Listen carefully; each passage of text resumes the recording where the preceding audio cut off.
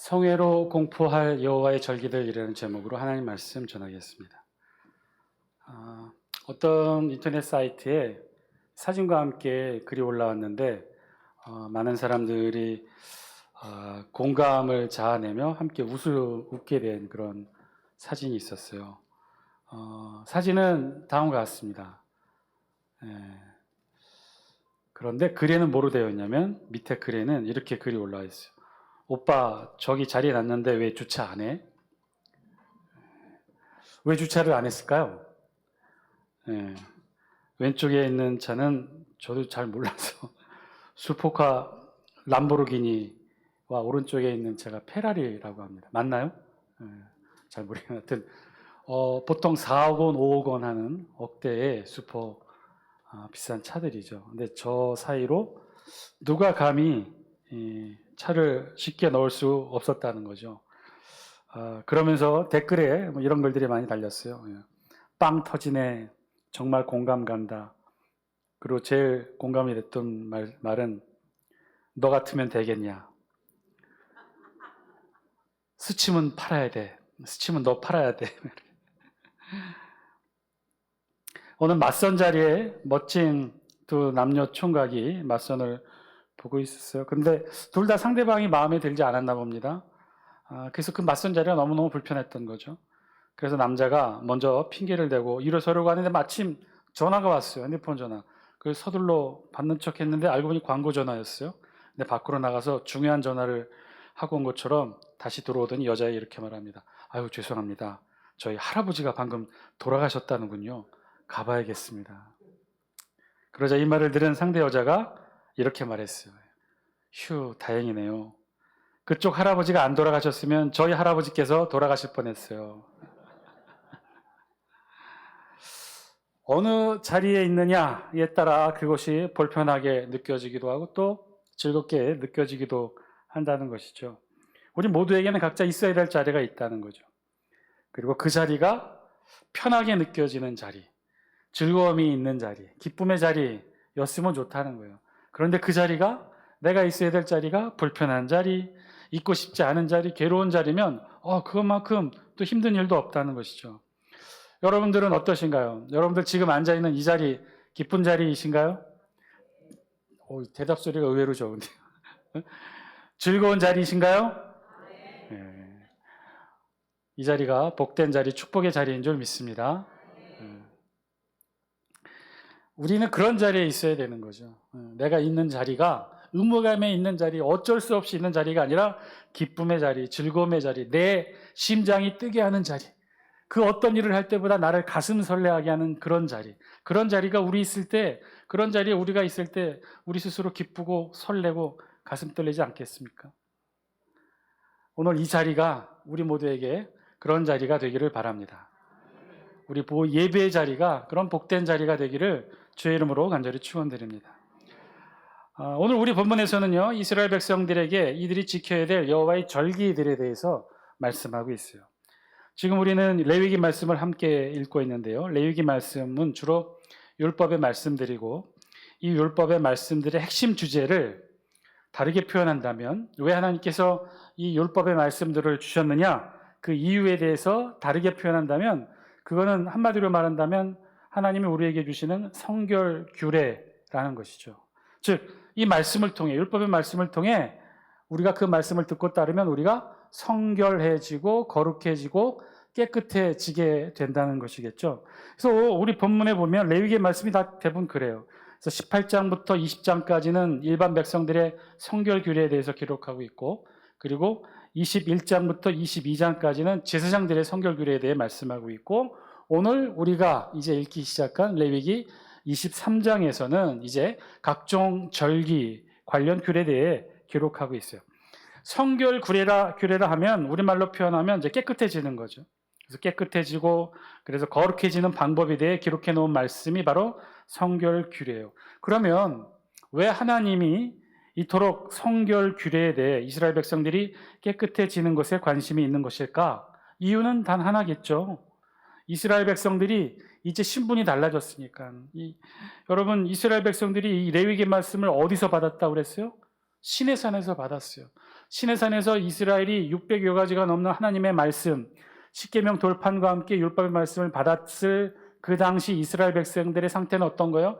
이제 막 출애굽하여 홍해를 건너 시내 광야에서 시내산에서 하나님의 말씀을 받게 됐죠. 그리고 이후 40년 광야를 거쳐 어디로 가게 됩니까? 이제 가나안 땅에 들어가게 되죠. 광야를 거쳐 가나안 땅에 들어갈 때는 이들의 신분이 전혀 달라져요.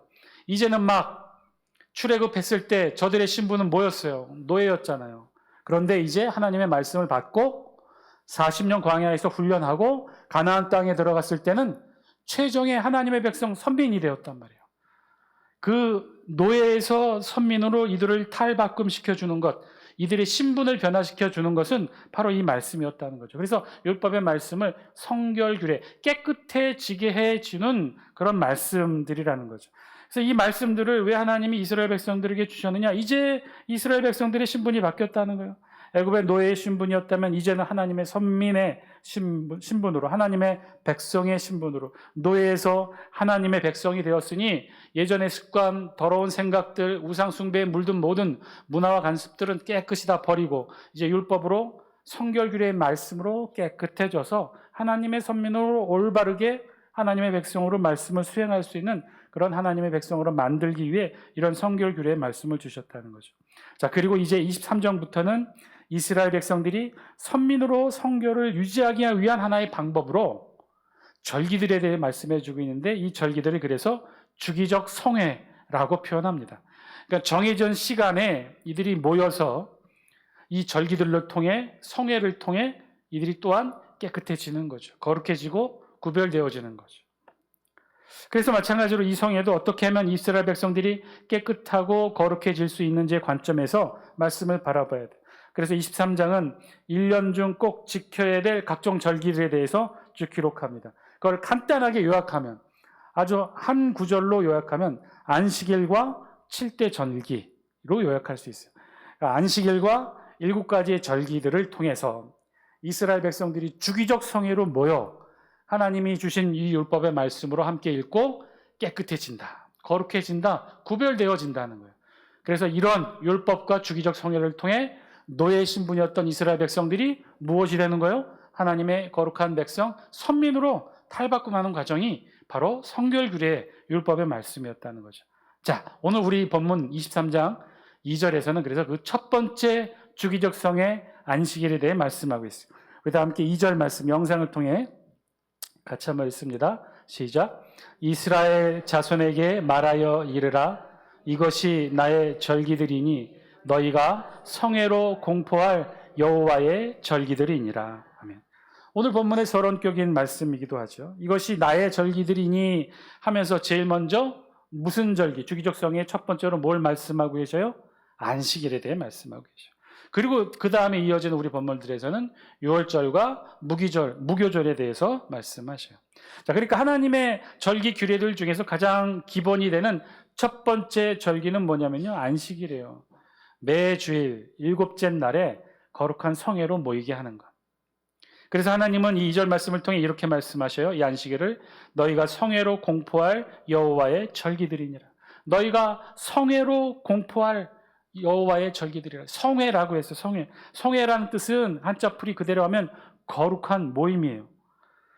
우리 기독교에서 거룩과 관련되었을 때는 조금 주의해서 이 말씀을 듣고 이해하고 사용해야 되는데, 그것은 거룩하신 하나님께로부터 부름받은 자들의 모임이라는 뜻이지, 성회의 모임 그 자체가 이들이 거룩한 자들이 모여서 이 모임을 이룬 것이 아니라는 거예요. 거룩한 자들이 모인 것이 아니라 거룩하신 하나님의 부르심을 받아 모인 자들이 바로 이 성회라는 거예요. 그래서 그 모임이 거룩한 것이고, 그래서 그렇게 모인 거룩한 안식일의 성회 모임을 오늘 우리 성경은 공포하라고 말씀하고 있어요. 공포하라. 크게 외쳐 알리라는 말씀이죠. 하나님의 말씀에 따라 안식일을 거룩한 성회로 모이고, 그리고 그것을 크게 공포하라, 외치라는 거예요. 이것이 첫 번째로 중요한 안식일의 의미예요. 그러면 안식일은 어떤 의미죠? 우리가 일반적으로 알고 있는 안식일의 첫 번째 의미, 안식일은 어떤 날인가요? 안식일에는 일하는 날이에요? 일하지 않는 날이에요? 일하지 않는 날이에요. 안식일에는 일하지 않는 날이에요. 그래서 안식일에는 아무 일도 하지 않아요. 그런데 우리가 그렇게만 이해하면 안식일을 제대로 이해하지 못해요. 안식일이 그저 아무 일도 하지 않고 혼자서 쉬면서 조용한 시간으로 보내는 날로 여기고 있는데 전혀 그렇지가 않아요. 안식일의 참된 의미는 그렇지 않다는 거예요. 오늘 우리 성경이 말씀하시는 안식일의 의미는 그렇지 않다는 거예요. 거룩하신 하나님의 부르심에 응답하여 거룩한 성회로 모이는 날이 안식일이고, 또한 동시에 모이는 이들이 하나님의 부르심의 대변자들이 되어서 이 거룩한 날 안식일을, 성회로 모이는 이 거룩한 날을 만 백성 모든 나라 앞에 공포하여 외쳐서 알리라는 거예요. 자, 그렇다면 무엇을 알리라는 것일까? 이 안식일이 어떤 거룩한 날인지, 어떻게 이 날을 보내야 되는지를, 이 안식일을 알려야 되는데, 그럼 무엇을 알리는 것일까? 3절 말씀, 우리 영상을 통해 같이 한번 읽습니다. 시작. 엿새 동안은 일할 것이요 일곱째 날은 쉴 안식일이니 성회의 날이라. 너희는 아무 일도 하지 말라. 이는 너희가 거주하는 각처에서 지킬 여호와의 안식일이니라. 아멘. 일곱째 날은 뭐라고 우리 성경이 표현하냐면 쉴 안식일이니 라고 말씀하고 있어요. 우리말 번역에서 그래서 쉴 안식일이다 라고 번역했는데 조금 좀 이렇게 어색하죠. 적절하지 않은, 자연스럽지 않은 번역인데, 쉴 안식일이다 라는 번역했던 이유는 원어가 그렇게, 히브리 언어가 그렇게 쓰여 있기 때문에 그래요. 쉬다와 안식하다 의미의 중복인데, 히브리 원문에 보면 샤바트, 샤바톤 이렇게 기록이 되어 있어요. 그러니까 샤바트, 샤바톤 둘 다 샤바트라고 하는 그치다, 종결하다, 더 이상 일을 진행시키지 않다, 이런 단어의 파생어가 두 가지 단어가 둘 다 이중으로 같이 쓰인 거예요. 샤바트, 샤바톤. 그래서 그거를 직역으로 우리말로 번역하자니 그래서 쉴 안식일 이렇게 번역을 했던 거예요. 그러니까 강조하고 싶은 의미는 뭘까요? 샤바트, 샤바톤, 즉 그치라는 거예요. 하던 일을 멈추라는 거죠. 철저히 멈추라는 거예요. 무엇을 멈추라는 거예요? 일을. 일주일 동안 하던 일을 철저히 멈추라. 그럼 오늘 본문은요, 왜 이렇게 멈추라고 강조하고 있는 것일까? 사실 여기에 우리 오늘 안식일의 교훈의 두 번째 의미가 있어요. 하나님께서 처음 안식일을 제정하신 주요 목적 가운데 하나는 우리가 아는 상식처럼 쉬는 것을 목적으로 하지 않는다고 했는데, 그 이유는 바로 오늘 본문 3절에 있어요. 왜 하나님은 이렇게 중복하여 일을 멈추라고 말씀하셨을까? 그 질문을 가지고 오늘 본문 3절의 말씀을 보면 하나님이 말씀하시는 안식일의 참된 의미를 깨닫게 됩니다. 그것은요, 오늘 본문 3절에 있어요. 3절은 그래서 절대로 쉬는 명령으로 시작하죠. 3절의 시작이 어떻게 되죠? 우리 영상을 통해 다시 한번 볼까요? 3절 시작. 엿새 동안은 일할 것이요. 예, 여기까지 읽겠습니다. 3절의 시작은 그래서 뭐라고 시작하냐면 쉬라는 얘기로 시작하는 것이 아니라 엿새 동안은 일할 것이요. 일하라고 시작하고 있어요. 그러니까 하나님이 목적이, 안식일의 목적이 일을 그만하게 하고 일을 더 이상 하지 않고 그래서 쉬라는 의미만이 있는 것이 아니라 여기에 이 안식일에는요, 반대로 다른 뜻도 있단 말이에요. 열심히 일하라는 의미도 담겨 있다는 거예요. 단 6일 동안은, 엿새 동안은 열심히 일하라는 거예요. 6일 동안은 열심히 일하는, 지치도록 최선을 다해서 일하라는 거예요. 그래서 마치 하루만 더 일하면 금방이라도 쓰러질 것처럼 6일 동안은 최선을 다해서 일하라는 거예요. 그리고 제7일째 안식일에는 그 일하는 것을 절대로 멈추라는 뜻이죠. 따라서 안식일의 참된 의미는 단순히 일을 하지 말고 쉬라는 명령이 아니라는 것이죠. 안식일을 지키라는 하나님의 명령에는 그래서 두 가지 의미가 다 있는 거예요. 6일 동안, 엿새 동안은 최선을 다해서 일하라는 하나님의 명령과 함께 제7일째는 그 하던 일을 절대로 멈춰라. 우리에게 안식은 그런 의미예요. 그저 아무 일도 하지 않고 쉬는 것이 안식이 아니라는 거예요. 오히려 더 열심히 일하고 더 최선을 다하고, 그리고 안식일에, 제7일째 안식일에 거룩한 성회로 모이고, 그리고 그날이 안식일임을 만천하 세상 가운데 공포하여 알리는 것. 이게 우리의 안식일의 참된 의미죠. 그래서 더 열심히 일하고, 그리고 절대로 7일째에는 일하지 않으므로 참된 쉼을 쉬는 것. 그런데 쉬는 것도 그냥 쉬는 것으로 끝이냐? 그러면 그냥 집에서 아무 일도 하지 않고 쉬면 안식일을 제대로 지키는 것이냐? 아니라는 거예요. 우리 3절 다시 한번 읽습니다. 시작. 엿새 동안은 일할 것이요 일곱째 날은 쉴 안식일이니 성의 날이라. 너희는 아무 일도 하지 말라. 이는 너희가 거주하는 각처에서 지킬 여호와의 안식일이니라. 일하지 않고 쉬는 것이니 잘 쉬면 되겠다. 6일 동안 공장에서 일하고 사무실에서 일하고 논가밭에서 열심히 일했으니 7일째 잘 쉬면 되겠다. 그래서 어떻게 쉬어요? 산으로 가고 들로 가고 여행 가고 그래도 되는 건가요? 그러지 말라는 거예요. 그건 참되신이 아니라는 거예요. 그것이 아니라는 거예요. 7째 날 쉴 안식일이니 성의의 날이라, 즉 거룩하신 하나님의 부르심에 응답하는 날인 것이죠. 그래서 산과 들로 나가서 정말 마음 편히 아무것도 하지 않고 노는 것으로 쉬는 것, 우리 성경은 절대로 그렇게 말하고 있지 않아요. 거룩하신 하나님의 부르심에 응답하여 성회로 모이는 것이 안식일이라고 우리 성경이 말하고 있어요. 그러니까 단순히 일을 멈추고 아무 일도 하지 않으므로 안식일을 보내는 것이 아니라는 거죠. 안식일은 절대로 아무 일도 하지 않고 쉬는 것만이 그래서 안식일을 참된 의미가 아니에요. 오히려 어떤 면에서는요, 안식일에는 어떤 일을 하는 거예요. 그런데 그 일은 평상시에 우리가 하고 있던 6일 동안 하던 일과는 전혀 다른 것이죠. 그런 일이 아니라는 거예요. 평상시에 우리 6일 동안 하는 그런 일은 반드시 멈춰야 돼. 제7일째 안식일에 하나님의 부르심에 따라 우리가 거룩한 성회로 모이는 그날은 전혀 다른 일을 하라는 거예요. 그러면 그것이 무엇인가? 안식일에 평상시 6일 동안 하는 일이 아닌 전혀 다른 일을 하기 위해 성회로 모이는 것이 안식일이라고 했는데, 그럼 그 안식일에는 무슨 일을 하는 것인가? 어떻게 안식하며 우리가 보내야 참된 안식인가? 거룩한 성회로 모이는 것, 모여서 우리는 무엇을 하는 것인가? 오늘 우리의 기준으로 보면 우리 뭘 하고 있죠? 안식일을 우리가 주일로 지키고 있는데 우리 주일에는 뭘 하고 있어요? 하나님의 말씀을 듣고 묵상하고 기도하고 찬양하고, 그래서 오늘날 우리가 지키는 안식일 주일을 예배로 우리가 보내고 있죠. 우리는 지금 그렇게 안식일을 주일 예배로 함께 보내고 있어요. 유대인들도요, 사실은 그랬어요. 안식일에 아무 일도 하지 않고 집에서 어디 산과들로 놀러 가는 게 아니에요. 나갈 수도 없어요. 나가면 그게 다 일이에요. 집에서 가족과 함께 그 전날 미리 만들어진 음식을 먹으며 진짜 집안에서 다른 일, 일상생활 중에 6일 동안 했던 그 어떤 일도 하지 않아요. 음식을 만들거나 이런 일 하지 않고 가족과 함께 전날 만들어낸 음식을 먹으면서 뭘 하느냐? 일주일 동안 하지 않았던 일, 특별한 일. 그게 뭐예요? 집안에 모여서 식구들과 함께 말씀 읽고 기도하고 찬양하며 온전히 하루 종일 하나님만, 말씀만 생각하며 보내는 게 안식일이에요. 그러던 것이 그게 역사를 거치면서 남유다가 멸망하고, 그래서 어떻게 됐어요? 예루살렘 성전이 회파되고 유대 백성들 모두가 바벨론으로 끌려가게 됐죠.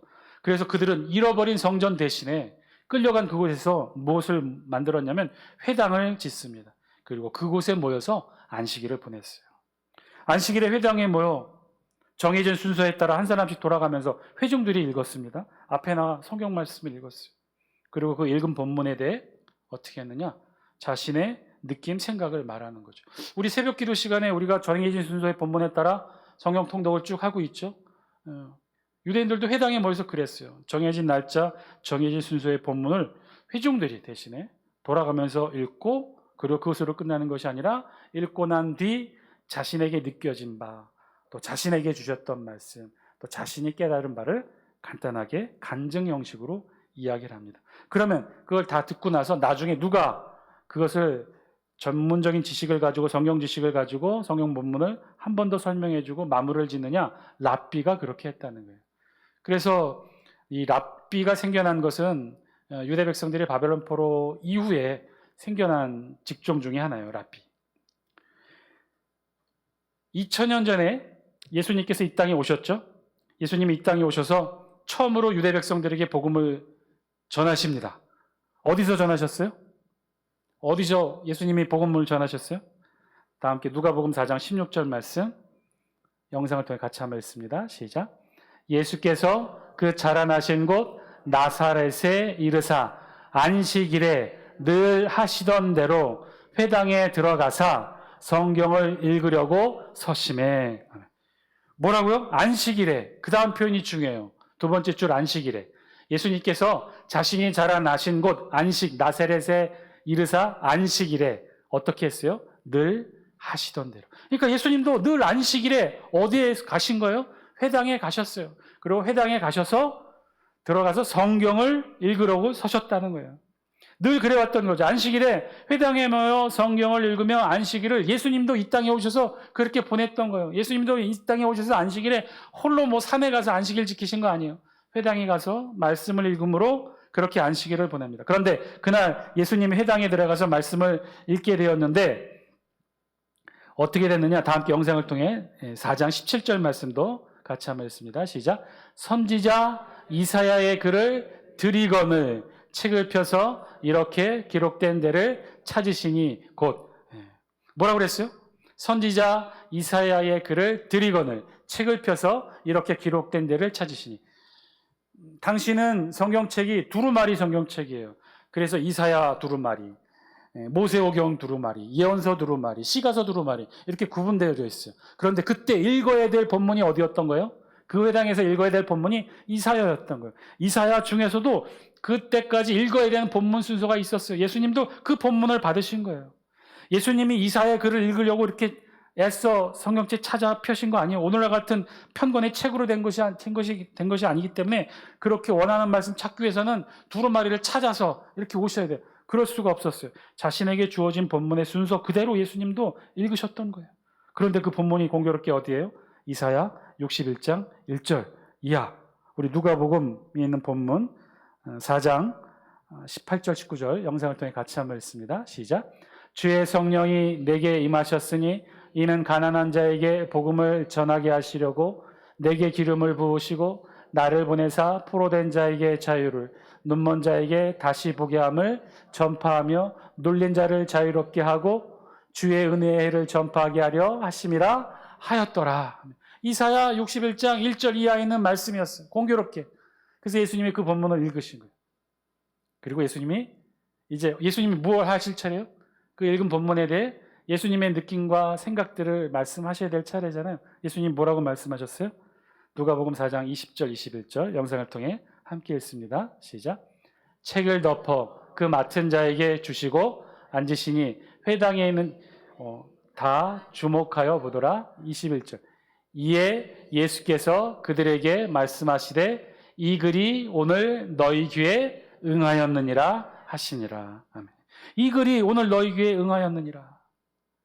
그때 사람들이 뭐라고 그랬어요? 놀랐다고 그랬거든요. 이 은혜의 말씀에 놀랐대요. 왜냐하면 단 한 번도 그 나사렛 회당이 열린 이후로 한 번도 본문을 읽고 이렇게 말씀하신 분이 없어요. 보통 주로 어떻게 얘기해요? 간증 얘기하잖아요. 이 말씀을 읽고 내가 느낀 점이 이런데. 그런데 예수님 뭐라고 말씀하신 거예요? 오늘 이 글이 너희 귀에 응하였느니라. 이사야 예언의 글이 오늘 이루어졌느니라. 이것이 예수님 시대, 신약 시대 안식일의 모습이었다는 거예요. 그리고 더 중요한 건 예수님도 이 땅에 오셔서 똑같이 안식일에 회당에 가서 말씀을 읽으셨다는 거예요. 안식일은요, 그냥 6일 동안에 했던 일을 하지 않고 그냥 아무 일도 하지 않고 쉬는 것만이 아니에요. 다른 특별한 어떤 일을 했다는 거예요. 그것은 함께 모여 말씀을 읽고 그 말씀을 붙들고 묵상하며 하나님의 음성을 들으려 했던 거죠. 그래서 유대에서 이 안식일에 회당의 자리에 앉아서 안식일을 지켰다면 오늘 우리들은 교회에서 주일에 예배의 자리에서 이 안식일을 보내고 있는 거죠. 자, 그러면 이것이 의미하는 것이 무엇일까요? 이렇게 안식일에, 주일에, 예배의 자리에 말씀을 읽고 기도하고 찬양하는 것이 우리에게는 어떤 의미가 있는 것일까요? 그리고 이것이 왜 우리를 거룩하게 하는 성결 구례에 속하는 것일까요? 안식일에, 주일에 교회에서 예배를 드리고 말씀을 읽고 찬양하고 기도하면 이것이 어떻게 우리를 거룩하게 하고 어떻게 성결하게 만드는 것일까? 제가 왜 이런 질문을 과감하게 하냐면 주일에 예배 자리에 참석하는 것이 어떤 때는 꼭 누구의 문제가 아니라 우리 모두도 다 그렇지 않나요? 어떤 때는 이 자리가 참 죽을 만큼 괴롭고 힘든 자리일 때도 있다는 거예요. 그럴 수도 있겠죠. 어떤 분에게 너무 힘들고 어렵고 고난과 역경 속에 있고 특별히 상처를 받아 아파하고 있다면, 그런데 그 상처를 받고 상처를 준 사람이 교회의 성도였다면, 여러분 주일에 이 자리에서 예배드리는 게 얼마나 힘들고 답답하고 괴롭고 죽을 만큼 힘들겠어요. 그 심지어 우리가 올해 마지막 찬양으로 부르는 찬양이 뭐죠? 예배할 때 가장 행복합니다. 매주 예배 마지막 때 부르는 이 찬양이, 근데 어떤 이에게는, 정말 죽을 만큼 힘든 이에게는 이 찬양의 가사가 너무너무 괴로운 거예요. 왜요? 지금 자기는 행복하지 않은데, 괴로운데, 정말 죽을 만큼 아프고 괴로운데 어떻게 이 찬양을 계속 부르겠느냐. 힘들었다는. 여러분, 우리 예배 자리에 어떤 때는요, 불편한 자리가 될 수도 있어요. 어떤 때는 힘든 자리, 어떤 때는 괴로운 자리일 때도 있단 말이에요. 여러분, 그게 꼭 누구의 얘기만인가요? 내 얘기 아닌가요? 우리 자신의 이야기 아닌가요? 저도 목사이지만 사실 부끄럽지만 고백하겠습니다. 저도 그럴 때가 왜 없겠어요? 목사이지만, 늘 말씀을 대리해서 전하는 목사이지만, 저도 설교자인 동시에 저도 한 명의 예배자 아닙니까? 근데 저도 어떻게 항상 모든 예배가 즐거울 때만 있겠습니까? 저도 있겠죠. 저도 힘들고 불편할 때가 있겠죠. 이렇게 저렇게 불편한 말로, 또 회의 때, 재직회 때, 당회 때 이런저런 말로 상처를 주고받으면, 그리고 주일에 강대상에 올라 예배를 드리고 설교할 때면 어떤 때는 정말 죽을 만큼 괴롭습니다.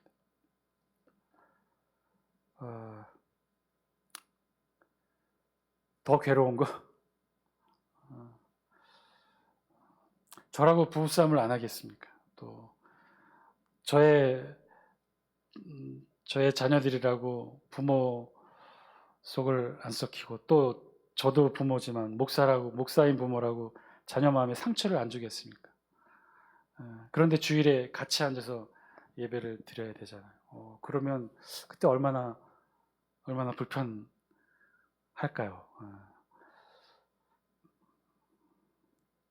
여러분이 부러울 때가 있어요. 여러분들도 물론 죽을 만큼 괴롭고 힘들고 불편하겠죠. 그래도 여러분 눈 감고 있으면 되잖아요. 전 눈 감고 설교할 수가 없어요. 눈 뜨고 설교해야 되고, 또 그렇다고 내가 마음이 불편하다고 그냥 본문만 읽고 이러고 머리 쳐갖고 말씀을 전할 수가 없어요. 그러고 싶은 말이 진짜 굴뚝 같아요. 그럴 때는 정말. 근데 그럴 수가 없잖아요. 그래서 고개를 들고 아이 컨택을 해야 되는데, 그럴 때 딱 만났어요. 그러면 가슴이 털컥 내려앉아서 그 다음 줄 본문이 까먹은 거예요. 어딘지 모르고 다음 생각이 안 나고 백지처럼 하얘져요. 또 그런 분들도 얼마나 또 괴롭겠어요. 목사하고 안 좋은 관계로 말다툼하고 상처를 주고받았으면, 나도 상처를 받았으면 상대방도 나한테 상처를 얼마나 많이 받았겠어요. 그런데 아무리 주일이지만, 이 자리가 복된 자리, 축복의 자리이지만 앉아서 기쁜 마음으로 싱글벙글 웃으면서 설교하는 목사 얼굴을 쳐다볼 수 있겠어요? 안 그렇죠. 그럴 때 주로 어떻게 하셔요? 주로 눈 감고 이러고 입술 이만큼 내밀고 계셔요. 정말 온몸을 다해 싫다는 표현을 다 하고 계셔요. 막 성경책도 막 이렇게 읽으시고 다 그래요. 근데 그럴 때 덜컥덜컥. 그래서 한동안 이것 때문에 정말 많이 힘들어서 기도 제목이었어요. 그렇다고 다른 분들한테 또 피해를 드릴 수는 없잖아요. 말씀을 또 준비했던 말씀을 잘 전달해야 되잖아요. 그래서 많이 기도했는데, 어느 순간, 이것도 하나님의 응답이신가?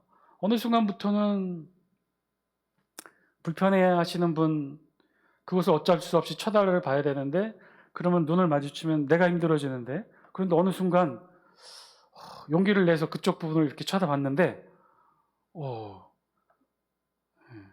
눈에 안 들어오는 거야. 그래서 정말 아무 일도 없던 것처럼 설교하고 내려온 적이 있었어요. 그래서 이게 하나님께서 이렇게 눈을 또 가려주시는 건가? 참 마음에서 불편하기도 하고 힘들기도 하고 괴롭기도 하고, 그래서 가능하면 바로 풀고, 가능하면 내가 먼저 죄송하다고 이야기하고, 가족하고도 가능하면 그러라고 하는데, 저도 인간인지 이렇게 참 쉽지가 않더라고요. 근데 목사인 저도 이러는데 여러분들 얼마나 힘들겠어요. 근데 이 자리가 늘 행복하고 늘 즐겁고 축복의 자리, 은혜의 자리, 말씀의 자리 머릿속으로는 알고 있지만 그렇지 않은 때도 있잖아요.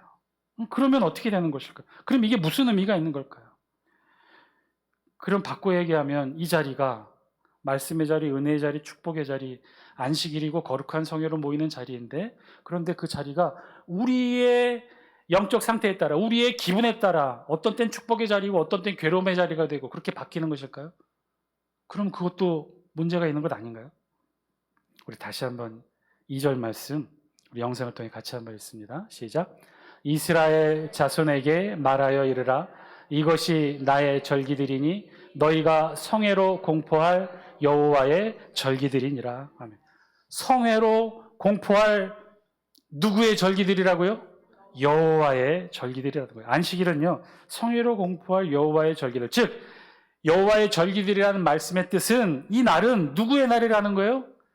누구의 날이라는 거예요? 여호와 하나님의 날이라는 거예요. 즉 안식일은 이 4절 이후에 기록된 7대 절기, 유월절이든지 무교절이든지 앞으로 있게 되는 모든 절기들, 1년 중에 있게 되는 안식일을 포함한 모든 절기들은 다 누구의 날이라는 거예요?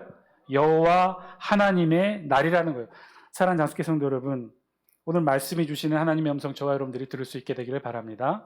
안식일은 그래서 의미가 있다는 거예요. 안식일은 누구의 날이냐면 여호와 하나님의 날이래요. 우리 창세기 1장에 보면요, 하나님께서 6일 동안 이 세상을 창조하시죠. 하나님도 정말 열심히 일하셨을 거예요. 단 6일 만에 이 세상 만물을 창조하시려니 정말 얼마나 열심히 하나님도 일하셨겠어요. 그리고 제 7일째 하나님이 안식하십니다. 우리 창세기 2장 2절 함께 읽습니다. 시작. 하나님이 그가 하시던 일을 7째 날에 마치시니 그가 하시던 모든 일을 그치고 7째 날에 안식하시니라. 아멘. 안식일은요, 오늘 우리의 주일은요, 바로 하나님께서 안식하셨던 날이라는 거예요. 그래서 안식일은 누구의 날이냐? 하나님의 날이에요. 그 하나님의 날을 우리 피조물인 우리 인간이 안식일에, 주일에, 예배의 자리에 우리가 이곳에 있는 거죠. 따라서 안식일과 주일, 회당의 자리, 예배의 자리는요, 원래 그 자리에 누가 계셨던 자리라는 거예요? 여호와 하나님이 계셨던 자리라는 거예요. 태초부터 지금까지 이 자리, 안식일의 회당의 자리, 주일의 예배의 자리는 누가 앉아 계셨던 거예요? 하나님이 계셨던 거예요. 일주일간 6일 동안 이 세상 열심히 창조하시고 제7일 하나님은 바로 이곳에서 안식하셨어요. 그래서 그 안식을 따라 2000년 전에 이 땅에 오신 예수 그리스도께서도 한 번도 빠지지 않고 안식일마다 매 회당에서 이 자리, 안식일의 자리, 예배의 자리에 우리 예수님도 앉으셨던 거예요. 왜요? 그 자리 누구 자리니까? 하나님의 자리였기 때문에. 사랑하는 장수교 성도 여러분, 이 자리는요, 그래서 의미가 있는 거예요. 이 예배 자리가 그런 자리라는 거예요. 하나님의 날에, 하나님의 자리에 누가 있는 거예요? 우리가 있는 거예요. 여러분, 그 자체가 의미가 있는 줄 믿습니다. 이 자리, 하나님의 날, 하나님의 자리에 우리가 있다는 것만으로도 소중하고 의미 있고 복된 자리인 줄 믿습니다. 이 땅의 피조물인 우리가 창조주의 날에 창조주의 자리에 서 있는 거죠. 그날 그 자리를 우리가 지키는 거예요. 우리가 예배자의 자리로 지키는 거예요. 여러분, 그 자체로 의미가 있는 줄 믿습니다. 그 자체로 피조물인 우리에게 놀라운 축복과 은혜가 되는 거죠. 우리가 기뻐서 은혜로워서 이 예배 자리에 참여하여 은혜를 누리고 기쁨을 누리는 것도 의미 있고 소중하지만, 정말 죽을 만큼 괴롭지만, 고난과 역경 속에 정말 죽을 만큼 괴롭지만, 상처를 받아 아프고 괴롭지만, 때로는 의무감에 어쩔 수 없이 이곳에 나와 이 자리를 지킬 수밖에 없겠지만, 여러분, 그래도 의미가 있는 줄 믿습니다. 왜냐하면 그 자리는 창조주 하나님의 날에 하나님께서 계셨던 자리, 피조물인 우리가 그 자리를 지키는 거예요. 피조물로 6일을 보내고 창조주 하나님의 자리에 하루에 머무는 것이 바로 우리의 이 자리인 줄 믿습니다. 그래서 바로 이 자리가 의미 있는 자리고 복된 자리고, 그리고 창조주 하나님의 음성을 듣는 복된 그런 우리에게 의미 있는 자리가 된다는 거예요. 태초에 천지를 만드시고 에덴 동산을 만드셨던 그 하나님의 숨결을 우리가 이 자리에서 느끼는 거죠. 하나님께서 아브라함을 부르시고 이삭과 야곱과 요셉을 부르셨을 때 홍해를 가르고 반석에서 샘물 나게 하시고 구름기둥 불기둥의 이 역사의 현장에서 직접 이 세상을 다스려섰던 그 하나님의 역동적인 모습을 하나님이 있던 그 자리에 우리가 있음으로, 예배 자리에 참여함으로 우리가 느끼는 거죠. 지금도 살아 역사하셔서 우리의 남은 여생과 우리의 가정과 일터와 자녀들의 앞날에도 그렇게 하나님의 역동적인 손길로 이끌어 주실 것을 간절히 바라며 우리 오늘 창조주 하나님의 날에 창조주 하나님의 자리에 피조물인 우리가 예배 자리로 지키는 거죠. 사랑하는 장수교 성도 여러분, 오늘 우리가 앉아있는 이 자리가 바로 그런 자리인 줄 믿습니다.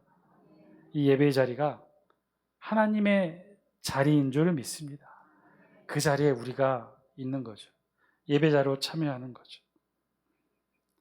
이 자리를 사모하시는 여러분 되시기를 주의 이름으로 간절히 축원드립니다. 그리고 이 자리를 놓치지 않는 여러분 되시기를 주의 이름으로 간절히 축원드립니다. 돈으로도 그 무엇으로도 살 수 없는 복된 자리예요. 이 자리 놓치지 않고 영원히 사모하며 이 자리를 통해 하늘의 축복과 하나님의 음성 마음껏 누리시는 저와 여러분 다 되시기를 주의 이름으로 간절히 축원드립니다. 우리 다 함께 기도하시겠습니다.